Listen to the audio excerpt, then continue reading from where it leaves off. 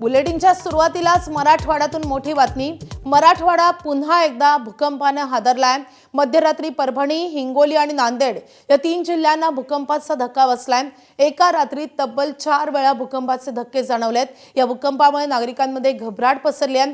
4 पैकी सर्वात मोठा धक्का रिश्टर स्केलवर 4.6 क्षमतेचा नोंदवला गेलाय। पहिला धक्का हिंगोली जिल्ह्यातल्या वसमत तालुक्यातल्या पांगरा शिंदे गावाच्या दक्षिणेकडे याचं भूकंप केंद्र होतं। त्यावेळेस भूकंप खोली 10 किलोमीटर होती।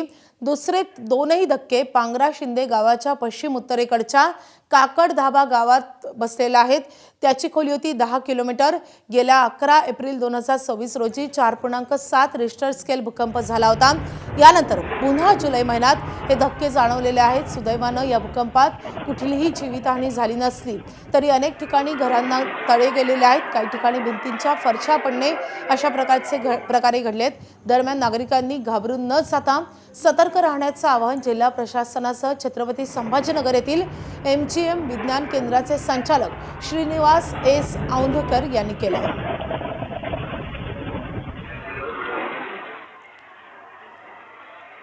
तर परभणी, हिंगोली आणि नांदेड या 3 जिल्ह्यांना भूकंपाचे हे धक्के बसलेले आहेत। 2 तासात दोनदा हे भूकंपाचे धक्के बसलेले आहेत। यामध्ये काही घरांचं नुकसान झालेलं आहे। नागरिकांमध्ये घबराटही पसरलेली आहे। हिंगोलीमध्ये जे धक्के बसलेले आहेत त्याची दृश्य आपण बघतोय।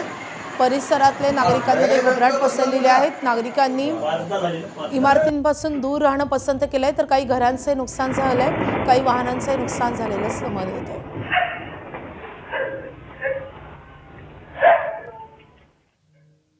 तर हिंगोली जिल्ह्यामध्ये रात्री 4 वेळा भूकंपाचे धक्के बसलेत। या भूकंपाचे केंद्रबिंदू हिंगोली जिल्ह्यामध्ये आहे। पहिला धक्का रात्री 1:37 4.6 रिश्टर स्केल तीव्रतेचा होता। या भूकंपाचं केंद्रबिंदू शिरळी गावाच्या शिवारात भूगर्भात 10 किलोमीटर खोल आहे। त्या पाठोपाठ दुसरा धक्का 2:15 वाजता बसला। रिश्टर स्केलवर त्याची नोंद झाली 3.6 रिश्टर स्केल इतकी। त्याचा केंद्रबिंदू हिंगोलीतल्या काकडदाबा गावाच्या शिवारात भूगर्भाखाली 10 किलोमीटर खोल होता। त्या पाठोपाठ 2 मिनिटात म्हणजे 2:17 तिसरा धक्का बसला।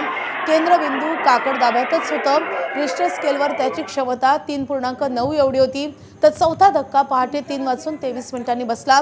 केंद्रबिंदू काकडदाब्यातच असलेल्या या धक्क्याची क्षमता 4 भूकंपामध्ये सर्वाधिक म्हणजे 4.1 एवढी नोंदवली गेली आहे। हिंगोलीमध्ये याआधी वारंवार धक्के बसलेत, मात्र 2 तासात 4 वेळा भूकंपाचे धक्के जाणवण्याची ही पहिलीच वेळ होती आणि त्यामुळे नागरिक खूपच भयभीत झालेत। नुकसानीची माहिती समोर येते। कोथळच या गावामध्ये एकाच घराच्या बांधकामाचा काही भाग कोसळला असून पांगरा शिंदे गावाच्या शिवारात सुद्धा या भूकंपामुळे अनेक मातीच्या घरांचे काही प्रमाणात नुकसान झालंय। घरांना तडे गेलेत, तर काही ठिकाणी भिंतींचा काही भाग कोसळला आहे।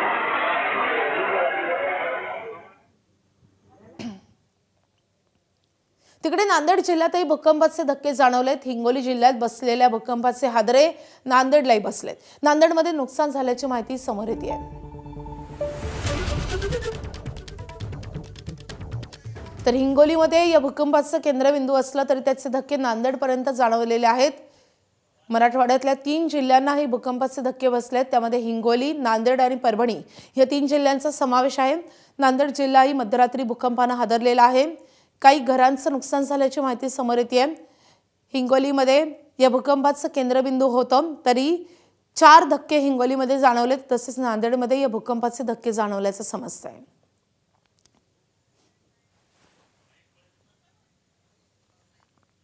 तिकडे परभणी जिल्ह्यातही मध्यरात्री धक्के बसलेत। गेल्या 11 एप्रिल 2026 रोजी 4.7 रिश्टर स्केल भूकंप झाला होता। यानंतर पुन्हा जुलै महिन्यात हे धक्के जाणवलेले आहेत। सुदैवाने या भूकंपात कुठलीही जीवितहानी झाली नसली तरी अनेक ठिकाणी भिंतींना तडे जाणं, तर काही ठिकाणी भिंतींच्या फरशा पडणं असे प्रकार घडलेले आहेत।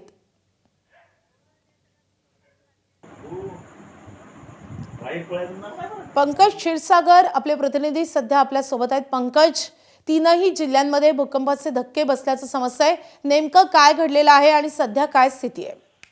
माधवी, आपण जर बघितलं तर पहिल्यांदाच असं होतंय की अवघ्या 2 तासामध्ये 4 भूकंपाचे धक्के जे आहेत ते जाणवलेले आहेत आणि याचा केंद्रबिंदू जे आहे ते हिंगोली जिल्ह्यातील वसमत तालुक्यातील पांगरा शिंदे हे गाव आहे।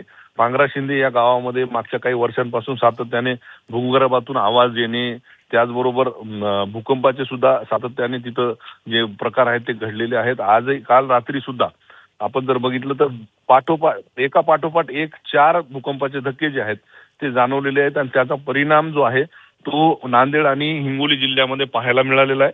आपण जर बघितलं तर पहिला धक्का जो आहे तो मध्यरात्री 1:37 झालेला आहे आणि यामध्ये 4.6 रिश्टर स्केलचा हा भूकंप होता.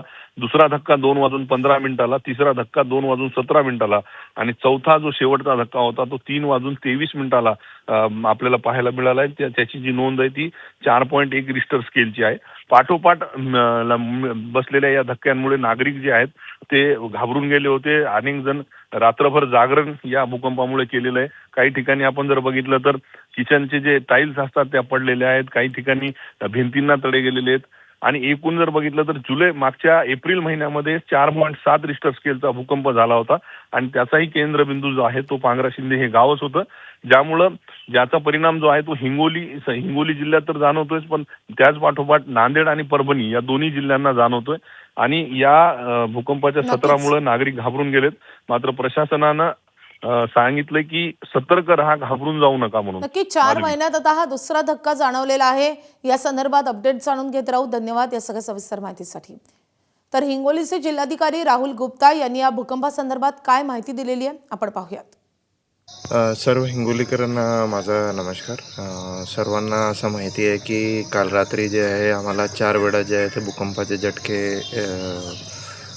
एक्सपिरियन्स झालेले आहे. त्याच्यामध्ये जे आहे आपल्या 1:54 ला एक भूकंपाचा झटका आला होता, 2:17 ला एक भूकंपाचा झटका आला होता. त्याच्यानंतर पण 3:26 पर्यंत जे आहे ते 4 भूकंपाचे झटके आम्हाला जाणवलेले आहे. त्याचे जवळपास जे आपले भूकंपाचे मॅग्निट्यूड होते म्हणजे आपले तीव्रता होती त्याच्यामध्ये जवळपास 4, 4.25, 4.5 पर्यंत आपली भूकंपाची तीव्रता गेलेली आहे. परंतु आता सोशल मीडियामध्ये जे आहे बरेच आव्हान असे होऊ लागलेले आहे की आता भूकंप परत येणार आहे, आता काय करायचं आहे, पुढे काय करायचं आहे, अशाप्रमाणे आपण सोशल मीडियाची जी अफवा आहे त्याच्यावरती आपण विश्वास ठेवू नका. आपण जे आहे आपल्या भूकंप एक नैसर्गिक घटना असतो, त्याच्यामध्ये जे आहे आपलं आता नुकसान जे काही झालेलं असतील त्याच्यामध्ये आमची टीम जे आहे ते आज आपल्या ठिकाणी जे आहे ते पंचनामा आपले करून घेणार आहे. आपण एबीपी माझा, उघडा डोळे बघा नीट.